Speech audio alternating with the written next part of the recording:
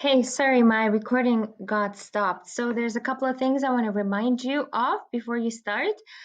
Make sure your key assist is on so that we can see the letters. And we know that these letters are not musical letters. So when I click on letter E, that is actually my musical note A.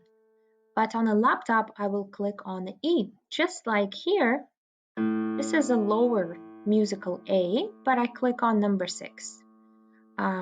Here, there's another A as a letter P. We have another letter A, musical A, under note J, and last one is B. All of these are musical A's. Second thing, here's my metronome button. So you're going to record your scale using the metronome.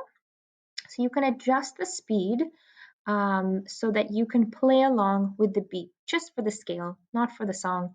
You can choose any speed you wish that you're comfortable with and play along with the beat. So each note for each beat.